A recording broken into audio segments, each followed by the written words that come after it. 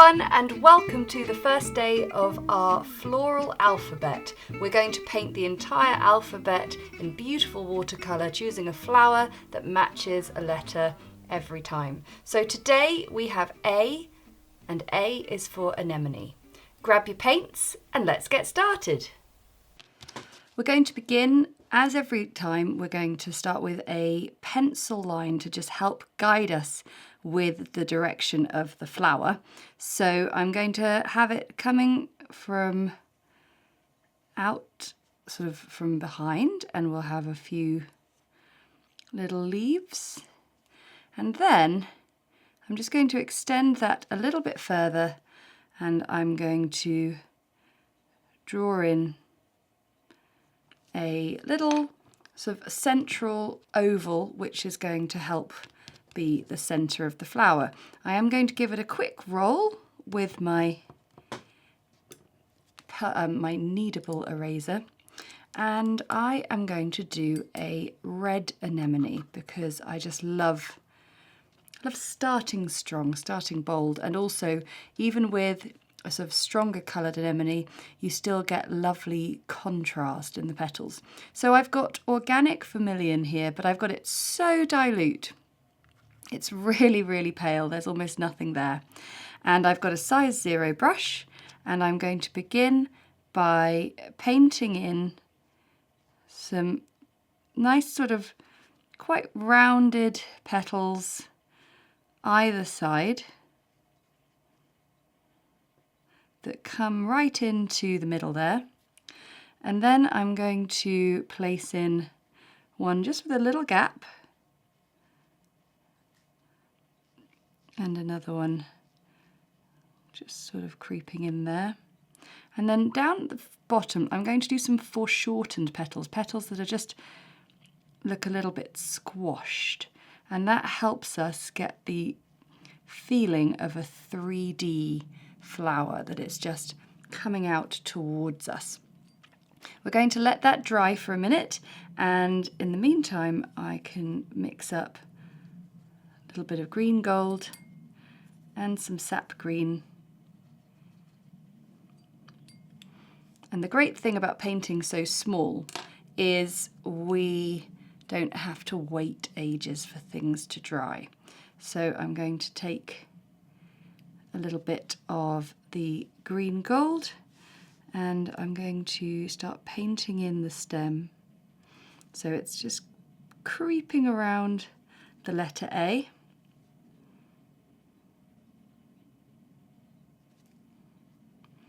And then coming up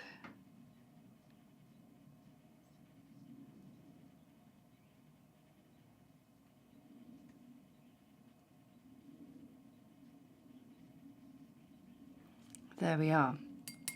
So that's our base colour there. And now I'm going to take some sap green, still very dilute, and I'm going to place in a few of these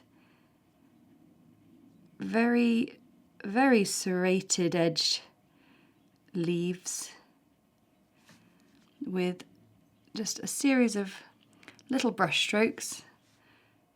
So little sort of S curves, C curves.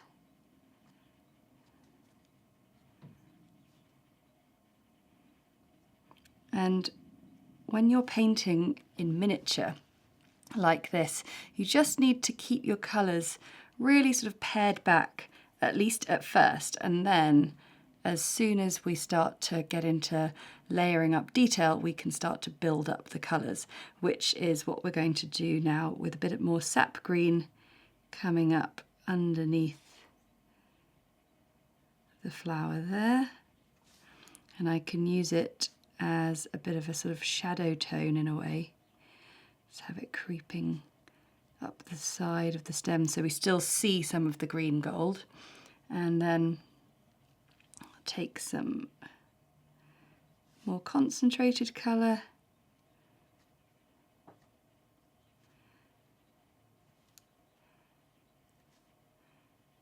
Just send it down the middle there.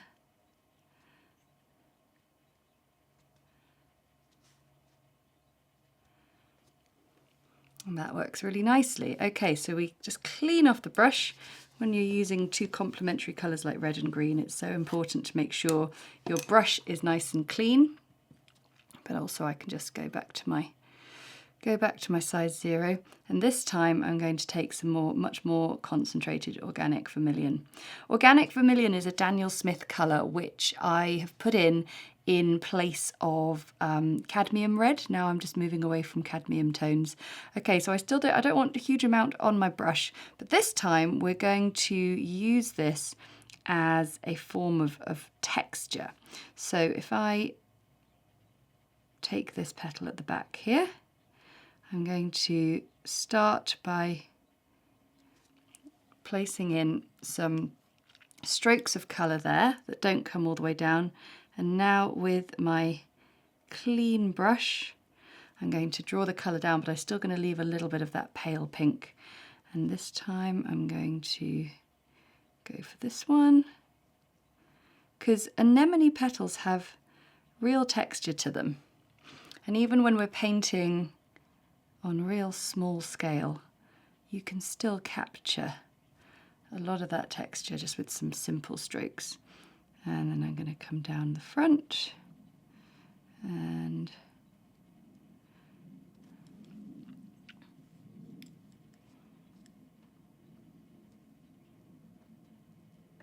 just fill in the same, and I'm just going to keep going round until I've got all those petals filled in. So we've got our flower petals painted in, and now we're going to look at the centre. I've got some Payne's grey here, and what I'm going to do is I'm going to just take a little bit, and gosh, you only need the tiniest amount on your brush. And now I've got a clean brush, I am going to just carefully fill in that central oval. And the anemone centre is very textured, so I want to try and get some of those little dashes on the top there, but they also have some lots of little filaments and anthers around the edge. So I'm going to take, with my 4/10 brush, a little halo of dots that you're not really going to see much down in front, but you're going to see that tiny little halo of dots behind. And we're very nearly done. A few things left. You do get these really lovely curly little sepals just protruding from underneath the flower as well, so we'll get a few of those in.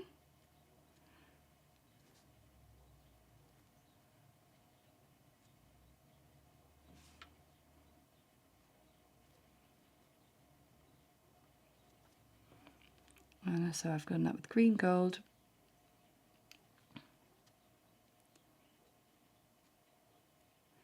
And then a little bit of sap green just to deepen it. And then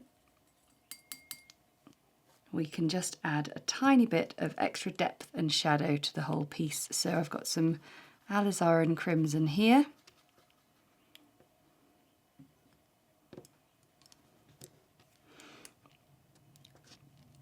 And we're going to use that. Just get a little bit on my brush. It's funny, you only ever need tiny amounts, so it's just about being really sparing with it. And also, beware the water droplet that sits on the ferrule of your brush, which is the metal part, and is just waiting to drop down and ruin everything. So, just that little bit.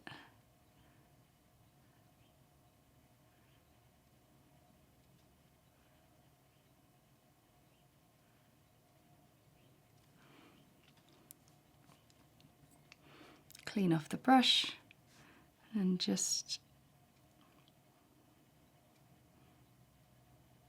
it just helps create the wonderful textures.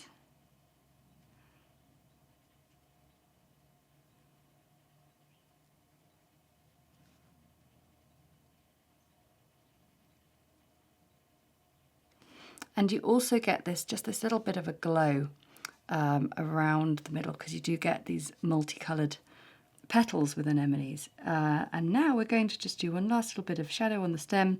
I've got deep sap green here, but of course you could use Payne's grey mixed in with sap green. And I just want to emphasize just some of that darkness on the leaves. And we are pretty much done. So I think throughout the calendar, it's not a calendar, the alphabet, there will be times when we can paint in the letter fully beforehand, and other times where I sort of leave it until I've painted the flower and then I'll paint in the letter around it. It's going to be a bit of a sort of see how we go kind of thing. But for my first letter, I am going to choose buff titanium, lovely creamy gold colour, which is just a perfect neutral. So I'm just going to let my flower dry 100%, and then I'm going to carefully paint in my letter around the flower. So I'm just carefully following the lines.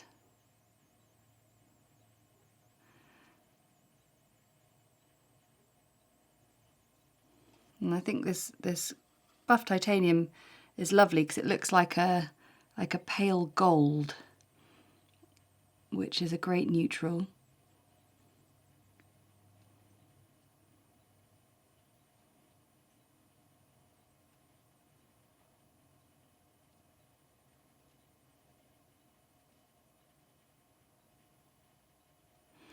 There you go. So sometimes when we finish paintings, we can see the pencil that we've drawn. In this case, I can't see any, which is great news, so there's no need to be worrying about any kind of rubbing out. But that is the first letter in your floral alphabet. A is for anemone, and I can't wait to see you next time for our next letter in the alphabet. Don't forget to like, comment, and make sure, most importantly, that you're subscribed to the channel so you don't miss a letter in our alphabet. We can't have that. But thank you so much for joining me. I'm really excited to continue this project on with you.